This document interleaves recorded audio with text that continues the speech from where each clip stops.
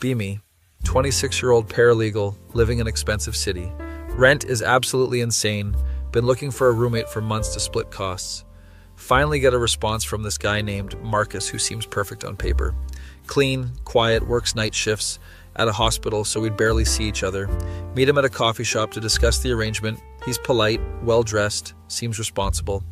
Shows me pay stubs, references, even offers to pay first and last month up front. Red flags? I see none. Green flags everywhere.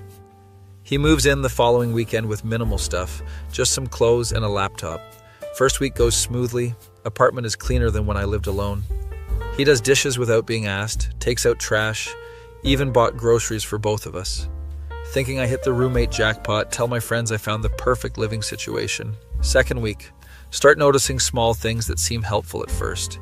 He organized my bookshelf by color while I was at work, thought he was just being nice. Rearranged my kitchen cabinets to be more efficient without asking. Mentioned he threw out some expired condiments from the fridge. Okay, that's actually helpful. Third week, come home to find he's cleaned my bedroom. Walks out of my room with my laundry basket saying he noticed I was behind on washing clothes. Feel weird about it, but he seems genuinely trying to help. Maybe he's just really considerate. Thank him, but mention I prefer to handle my own room and laundry. He apologizes profusely, says he overstepped and it won't happen again. Seems sincere, so I let it go. Everyone makes mistakes with boundaries. Fourth week, notice he's always in the living room when I get home from work. Ask detailed questions about my day, who I talk to, what cases I'm working on. Shares stories about his hospital shifts, trauma cases, difficult doctors. Seems normal enough. Starts commenting on my schedule. You're home later than usual, or you left early today. Brush it off as small talk. Maybe he's just observant. Friday night, getting ready to go out with coworkers for drinks. He asks where I'm going, who with, what time I'll be back. Feels like parent checking in on teenager, but answer anyway to be polite. At the bar, get a text from him asking if I'm having fun. Then another text 20 minutes later asking if I need a ride home. Ignore both. Focus on having a good time with coworkers. Get home around midnight. He's sitting in the dark living room on his phone. Jumps up when I walk in, asks if I had fun, if anyone bothered me, if I'm okay. Tell him I'm fine and head to my room, starting to feel uncomfortable. Next morning, he's made breakfast for both of us, pancakes and coffee. Sit down to eat, and he starts asking about specific coworkers I mentioned. Wants to know their names, what they do, how long I've known them. Give vague answers and change the subject. Something feels off now. He mentions he noticed one of my coworkers, Tyler, texted me last night. Freeze because I didn't tell him anyone texted me. Ask how he knows that. He casually says he heard my phone buzz and saw the notification. Lie feels thin, but I don't want to start a confrontation. Start being more careful with my phone, keep it face down, change my passcode. Week 5. Come home to find my laptop moved from my desk to my bed. Ask him if he went in my room. He says no, maybe I forgot I moved it. Know for a fact I left it on my desk that morning. Check my browser history. Nothing unusual, but something feels wrong. Install a small camera in my room hidden in a bookshelf, one of those nanny cams. Feel paranoid doing it, but need to know if I'm crazed or if something is actually happening. 2 days later, review the footage while he's at work. Watch him enter my room within an hour of me leaving for the office. He goes through my desk drawers carefully, looks at papers, opens my laptop, spends 15 minutes just sitting on my bed, looking at photos on my dresser. Stomach drops watching this. He's been doing this the entire time. Don't confront him immediately. Need to think about how to handle this. Research tenant laws. Realize getting him out isn't as easy as just asking him to leave.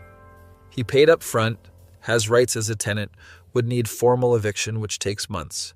Start planning my approach. Document everything. Keep the camera running. Week 6. He's getting more comfortable with the invasion of privacy. Footage shows him going through my closet, reading my journal, checking my bathroom cabinets. One video shows him sitting at my desk for over an hour, going through my case files from work, taking photos of documents with his phone, writing things down in a notebook. This is beyond creepy roommate behavior.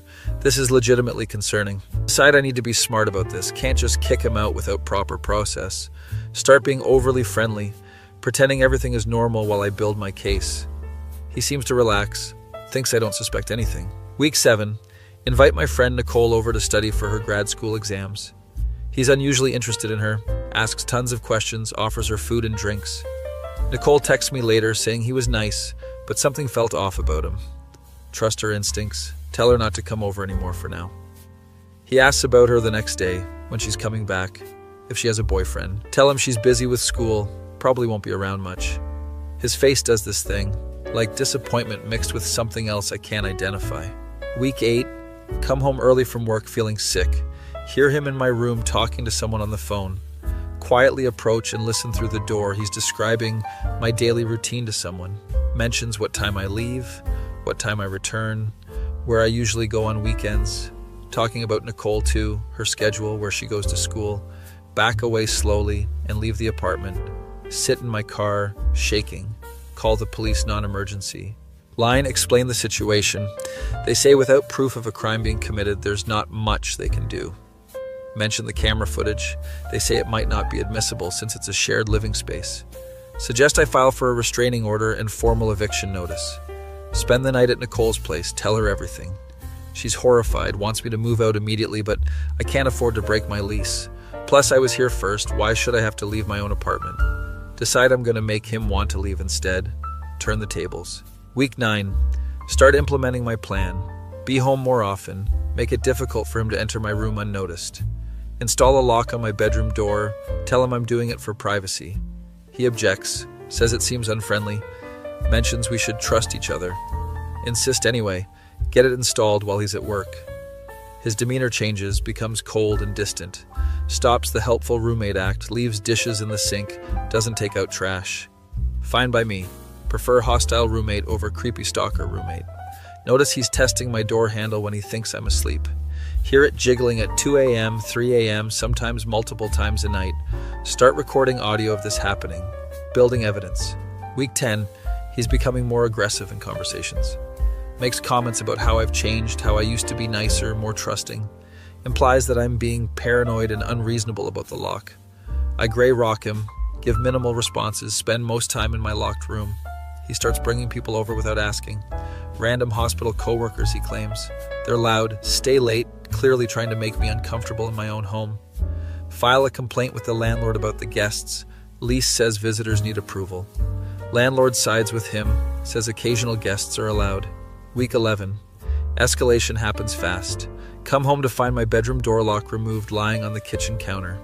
He's sitting on the couch acting like nothing happened. Ask him what the hell he's doing. He says the lock was against building code. Call the landlord immediately. Landlord confirms there's no such code. Landlord finally takes my concerns seriously, agrees to let me break lease without penalty. Marcus overhears the conversation. His face goes blank in this terrifying way. Hang up and he starts yelling about betrayal, about how he's been nothing but helpful. Lists everything he's done for me, like I owe him something for basic decency. Tells me I'm making a huge mistake, that I need him more than I know. Lock myself in my room, push my dresser against the door, text Nicole to come get me, pack a bag with essentials, hear him pacing outside my door for hours, occasionally trying the handle. Nicole arrives with her boyfriend, they help me grab my important stuff. Marcus watches from the couch, doesn't say anything, just stares. His expression is completely empty, like looking at a mannequin. Get to Nicole's place and finally feel like I can breathe. File police report the next day with all my evidence, camera footage, audio recordings. Officer takes it seriously now, says they'll investigate. Get a call from my landlord 3 days later. Marcus has filed a complaint against me for invasion of privacy because of the camera. His lawyer is claiming I illegally recorded him without consent. My lawyer says it's complicated because it was in my private bedroom but shared apartment. This is becoming a legal nightmare, exactly what I was afraid of. Week 12. Court date set for the eviction hearing. My lawyer advises me to settle, let him stay until lease ends in 4 months. Refuse. I want him out now. This has gone too far. Day of the hearing. Marcus shows up with his lawyer looking professional and calm. Brings character witnesses, his supervisor from hospital, neighbors who say he's quiet and respectful. My evidence gets picked apart, camera footage ruled inadmissible. Audio recordings dismissed because they don't prove intent to harm. Judge sides with him, says I violated his privacy rights as a tenant. Orders me to pay his legal fees over $3,000. Can't return to apartment. Staying with Nicole indefinitely. Still paying rent on a place I can't live in because breaking lease now means more legal trouble. Marcus sends me emails apologizing, saying he just wanted to be friends. Claims I misunderstood his intentions, that he was only trying to help. Blocks his emails, his number, everything. Week 13. Nicole mentions someone has been following her to class. Describes a guy who sounds exactly like Marcus. Check his social media. He's posted photos from near Nicole's campus. Captions about exploring new neighborhoods, finding interesting places. Nicole files a police report. They say they'll increase patrols but can't do much without direct threat. She's terrified. I'm terrified. This is spiraling beyond anything I imagined. My other friends start distancing themselves, say the drama is too much. Coworkers treat me differently after I had to explain why I needed time off for court. Some believe me, others think I overreacted to an awkward roommate situation. Tyler from work stops talking to me entirely, says he doesn't want to get involved. Feeling isolated, like this situation has infected every part of my life. Week 14, landlord calls saying Marcus wants to negotiate. He'll agree to leave early if I drop all complaints and sign a non-disclosure agreement. Lawyer advises taking the deal, says continuing this fight will cost more money and time. Feel backed into a corner, have no choice but to agree. Sign the papers. Marcus moves out within a week. Finally return to my apartment. It feels violated and wrong now. Find small things moved, rearranged, like he left reminders that he was there. My journal is missing, along with some photos from my desk. File another police report, they say. Without proof he took them, it's a civil matter. Week 15. Trying to move on with life. Changed all my locks, installed security system. Barely sleep at night. Every noise makes me jump. Can't relax in my own home. Therapy, twice a week now. Diagnosed with anxiety and PTSD from the situation. Nicole is dealing with her own trauma. Seeing someone following her triggered something. Our friendship is strained from the stress. She's pulling away. Can't blame her. I brought this into her life. Month 4. Get a Facebook message from a woman I don't know. She says Marcus was her roommate 2 years ago. Same thing happened to her. She moved out, didn't fight it, thought she was crazy for suspecting him. Found my court records online and wanted to warn me. Asks if I want to file a joint restraining order with her testimony as evidence. Meet with her and my lawyer. She has similar stories, similar patterns. Turns out there are 3 other women with identical experiences. We all file restraining orders together. Judge finally takes it seriously. Marcus is ordered to stay away from all of us. His pattern is now documented. Feels like a small victory, but the damage is already done. Month 5, Nicole tells me she's moving to a different state for grad school. She says it's for the program, but I know it's partially to get away from this mess. We hug goodbye and both pretend it's not partially my fault she's leaving. My lease is ending soon. Can't afford to renew a loan after all the legal fees. Have to move back in with my parents at 26. Career stalled from missing so much work. Some of my case files that Marcus photographed got leaked somehow. Firm launches investigation. I'm put on probationary status for security breach. Trying to prove it wasn't me, but the evidence trail is murky. Month 6, see Marcus at a coffee shop across town. He's sitting with a young woman, laughing, being charming. She looks comfortable with him, no idea what she's potentially getting into. Debate warning her, but restraining order means I can't approach. Text one of the other women from the restraining order group. She says she's seen him around too. Apparently he moved to this neighborhood. We're all still looking over our shoulders, still dealing with the aftermath. He's just living his life, probably looking for his next perfect roommate. My reputation at work never fully recovered, passed over for promotion. Friends I had before this either don't believe my side or don't want the drama. Dating life is non-existent. Can't trust anyone new. Background check everyone. Parents keep asking when I'll get my own place again. Don't understand the full situation. Told them an edited version to avoid worry. Now they think I'm being overdramatic. Month 8, one of the other women from our group gets contacted by Marcus. He found a way around the restraining order using a mutual friend. She files additional charges. He gets a warning. Nothing substantial happens. Legal system feels like a joke. We did everything right and still lost. I lost my independence, my sense of safety, friendships, career momentum. He lost nothing, faced no real consequences. Probably has a new victim already. Month 10, finally moved into a studio apartment. Living alone. 3 locks on the door. It's smaller and more expensive than my old place, but I can't risk roommates ever again. See a therapist weekly still. Might for years, according to her.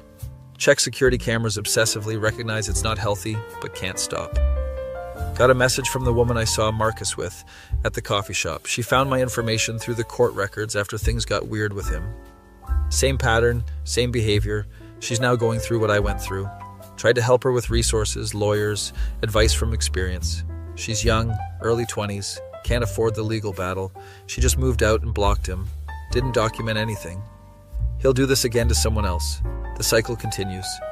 Year 1 anniversary of him moving in. Thought I'd be over it by now, but the impact is permanent. Changed career paths because old firm never trusted me again after the file leak. Work from home now, less pay, but fewer people to explain the situation to.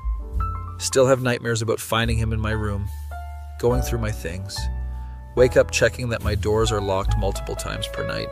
The other women and I have a group chat. We check in on each other. We're all dealing with lasting effects, therapy bills, broken relationships, career setbacks. Meanwhile, Marcus's social media shows him living normally, new apartment, new job, photos with friends, at parties, playing volleyball, like nothing happened. No consequences, no justice, just 5 women dealing with the aftermath of trusting wrong.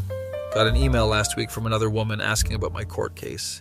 Makes 6 of us now that we know of, probably more who never reported. She's considering legal action. I sent her everything I have. Told her the truth though, the system probably won't help her either. The perfect roommate turned out to be a perfect nightmare. I used to be trusting, social, optimistic about people. Now I'm suspicious, isolated, scared of my own shadow. He didn't physically hurt me, but he destroyed the person I was. Sitting in my expensive studio alone, triple locked doors, security cameras running. This is what winning looks like, apparently. Still alive, but barely living. Check my camera feeds one more time before trying to sleep. Wonder if I'll ever feel safe again, or if this is just my life now. Think about the woman at the coffee shop and whoever comes after her.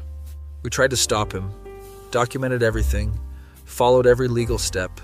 System failed us, he's still out there, we're still dealing with the trauma. That my face.